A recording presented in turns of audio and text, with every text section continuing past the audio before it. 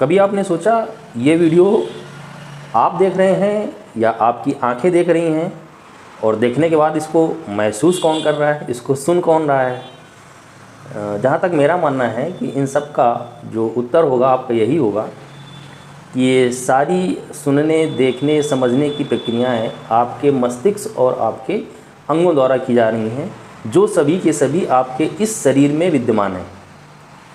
तो मैं इस एग्ज़ाम्पल से इस बात की तरफ इशारा करना चाह रहा हूँ कि यदि हमारा ये शरीर, जिसको हम लोग खुद को कहते हैं, है ना, हर एक शरीर का एक नाम है, हर एक जिसे हम व्यक्ति कहते हैं, वो व्यक्ति एक्चुअली में जो हमारी समझ के हिसाब से क्या है, एक शरीर ही तो है।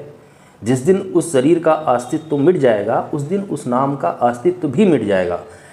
अगर इसको पारलौकिक संदर्भ में बात करें तो ये हम अवश्य कहते हैं कि आत्मा अजर अमर है, कभी मिटती नहीं है, कभी मरती नहीं है। लेकिन उस आत्मा से हमारा इस मृत्यु लोक में कनेक्शन तो टूट जाता है ना।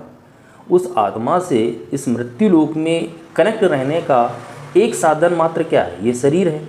जिस दिन हमारा ये शरीर हमसे अलग हुआ, यानी उस आत्मा से अलग हुआ जिस आत्मा ने इस शरीर को धारण किया है, तो क्या आम तौर तरीक़ों में, आम दिनचर्या में कोई भी इस व्यक्ति का, इस संसार का जीवित व्यक्ति उस आत्मा से कनेक्शन कर सकता है, कनेक्शन स्थापित कर सकता है, संबंध स्थापित कर सकता है? नहीं।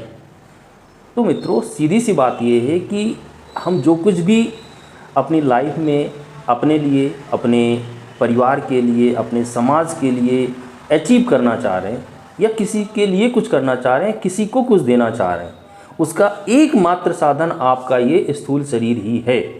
आप भजन करना चाह रहे हैं, भक्ति करना चाह रहे हैं, उसके लिए भी आपको इसी शरीर की ज़रूरत है।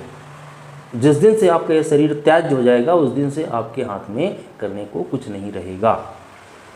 तो आप किसी भी सिचुएशन में हैं, सुख में हैं, दुख में हैं, दिन है, रात है, घर है, बाहर है, कहीं पर भी किसी भी सिचुएशन में हैं, आपका पहला उत्तरदायित्व बनता है कि आप इस अपने यंत्र को, हाँ मैं इसको यंत्र ही कह देता हूँ आजकल टेक्नोलॉजी की भाषा में, सोशल मीडिया के ज़माने में, कि आपका जो आत्मा का यंत्र है, इस अपने आत्मा के यंत्र को सुरक्षित रखिए, बचा के रखिए, और तभी आप वो सब कुछ कर पाएंगे जो आप अपने लिए, अपनों के लिए करना चाहते हैं, है ना। हमारी कुछ आदतें होती हैं कि हम अपनों के लिए अच्छा करने के चक्कर में अपने इस यंत्र को ही बर्बाद करने की तरफ चल पड़ते हैं, और हमें इस बात का ज़रा भी अंदाज़ा भी नहीं होता है।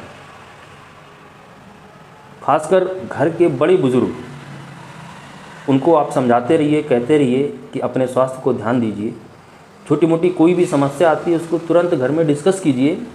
लेकिन कुछ लोग इन चीज़ों पर ध्यान ही नहीं देते हैं, और मेरा उन सभी लोगों से आग्रह है कि आप अपने बच्चों के लिए, अपने परिवार के लिए ज़्यादा और अच्छा तभी कर पाएंगे जब आप स्वयं स्वस्थ और दिमागी रूप से शांत रहेंगे। तो कृपया जो भी महान भाव इस वीडियो को देख रहे थे और अब तक इस वीडियो में बने हुए हैं, उन सबसे मेरा निवेदन है कि अपने आत्मा के इस यंत्र को स्वस्थ रखें, सुरक्षित रखें, शांत रखें। इसके लिए एक वातावरण आवश्यक है, उस वातावरण का निर्माण भी हम ही और आपसे होता है। तो आगे इस बात पर चर्चा जारी रहेगी। मिलते हैं अगले वीडियो में। नमस्ते।